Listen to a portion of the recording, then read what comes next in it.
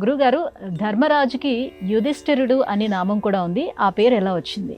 యుధి అంటే యుద్ధము అని అర్థమమ్మ. యుద్ధ భూమి. స్థిరుడు అంటే స్థిరముగా ఆ యుద్ధ భూమిలో ఉండి నిలబడి యుద్ధం చేయగలిగిన వాడు అని.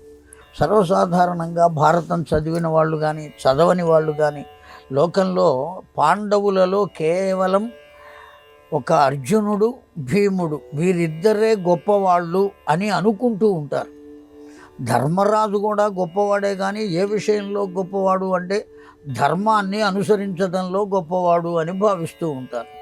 కానీ అతడు యుద్ధ విద్యలలో కూడా చాలా గొప్పవాడు. యుద్ధ రంగంలో కూడా నిలబడి ఏమాత్రము సంకోచము లేకుండా యుద్ధం చేయగలిగినవాడు.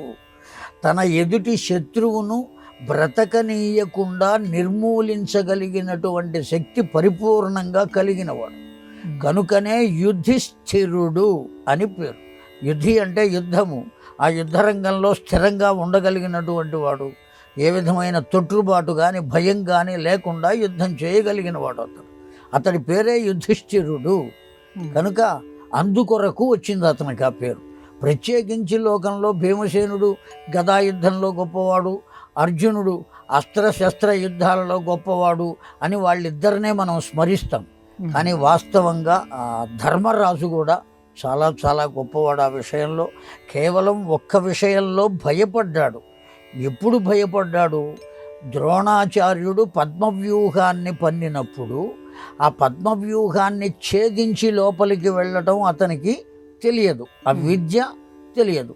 ఆ విద్య తెలిసినటువంటి వాళ్ళు ఇద్దరు. ఆ ఇద్దరిలో ఒకరు ద్రోణాచార్యుడు, రెండవ వారు అర్జునుడు. మనకు తెలియకుండా తెలుసుకున్నటువంటి వాడు ఒకడున్నాడు. లోపలికి వెళ్ళటమే తెలుసు కానీ బయటికి ఎలా రావాలో తెలియదు. అటువంటి వాడు ఎవరు అంటే అభిమన్యుడు, అర్జునుని యొక్క పుత్రుడు. కనుక తాను వెళ్ళడానికి చింతపడి అది పద్మవ్యూహం కనుక ఏ విధంగా ఛేదించగలుగుతాం, ఏం చేయగలుగుతాం. రెండవ విషయం, ఇంకా అత్యంతమైన ముఖ్య విషయం ఏమంటే, ఇవాళ నేను ధర్మరాజును బంధించి నీకు అప్పచెబుతాను అని ప్రతిజ్ఞ చేశాడు ద్రోణాచార్యుడు దుర్యోధనునితో. అందువల్లనే పద్మవ్యూహాన్ని పన్నాడు. పద్మవ్యూహం ధర్మరాజుకు తెలియదు కనుక ధర్మరాజు వస్తాడు యుద్ధానికి, ఆ పద్మవ్యూహంలో బంధింపబడతాడు, నేను తీసుకొచ్చి అప్పచెబుతానని ద్రోణాచార్యుని ఉద్దేశం. అందువలన అర్జునుడు యుద్ధానికి రాకుండా ఇంకొక చోటికి యుద్ధానికి పంపించారు ఈ దుర్యోధనాదులే. ఆ కారణం చేత నాకు రాదు కదా, ఏం చేయాలి?